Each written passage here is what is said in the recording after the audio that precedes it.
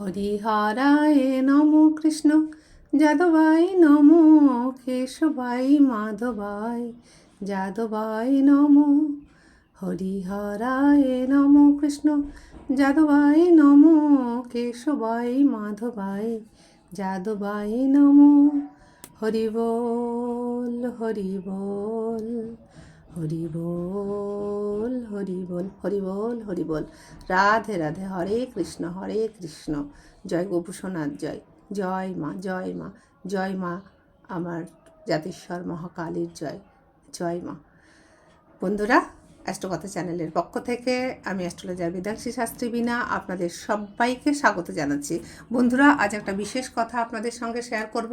কথাটা আমি আমার ফেসবুক চ্যানেলেও ভিডিও করে দিয়েছি, আপনাদের সঙ্গেও আমি শেয়ার করছি। কারণ কি বলুন তো, এই যে ফুল, এগুলো কিন্তু আমার গাছের ফুল। আজকে জবা একটাও ফুটিনি, আর কয়েকদিন বাজারে যাওয়া হচ্ছে না, তো সেই জন্যেই আমি ঠাকুরকে, মা কালীকে লাল জবা দিতে পারছি না। আর যেহেতু মা কালীর ফটোটাকে একটু সাইডে রেখেছি, কারণ মায়ের মূর্তি আমি প্রতিষ্ঠা করব, তাই বাড়িতে যে ফুল হয়েছে সেই ফুল নিয়ে এসেছি।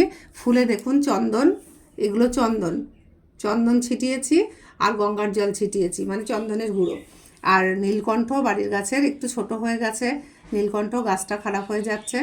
গাছটা আমার যত্ন নেওয়া হচ্ছে না, কারণ আমার নানান কাজ, অনেক কাজ, তো ছাদ বাগানও এখন আর করতে পারছি না, এবং গাছেরও সমস্যা, যত্ন করার সমস্যা হয়ে যাচ্ছে।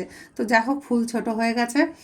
আর কি নিয়েছি দেখুন, আমার গাছের এই যে টগর ফুল 3-4টে ফুটেছে, সেটা নিয়েছি। আরও নিয়েছি কিছু শ্বেত আকন্দ, এটাও আমার বাড়ির গাছের। তো এই একই সঙ্গে সাদা ফুলের সাথে মিশে আছে শুধু নীলকণ্ঠ কটা দেখা যাচ্ছে, তাছাড়া বোঝা যাচ্ছে না। এগুলোও কিন্তু টগর ফুলের সিঙ্গেল পাপড়িওয়ালা টগর। এর ভিতরে কিছু এমনি সাদা ফুল, যেটা হয় পাতলা পাপড়ি, এই যে এটা নর্মাল সাদা ফুল। তো এই যে ফুল তুলেছি, এগুলো কিন্তু আমার গাছের।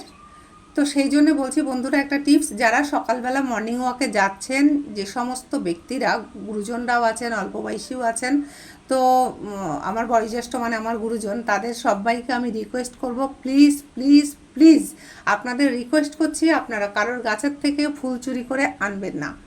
যদি কারোর গাছ থেকে ফুল নিতে হয় তাহলে অবশ্যই চেয়ে আনবেন, কারণ চুরি করা ফুলের কিন্তু পুজো হয় না। আর যাদের বাড়ির থেকে ফুল চুরি করছেন, তাদের ডালপালা যে ভেঙে দিয়ে আসছেন, সেই ডালপালা ভাঙলে ফুল গাছটা নষ্ট হচ্ছে, এবং তাদের বাড়ির লোকও ফুল পাচ্ছে না। তাই আপনারা প্লিজ ফুল চুরি করবেন না।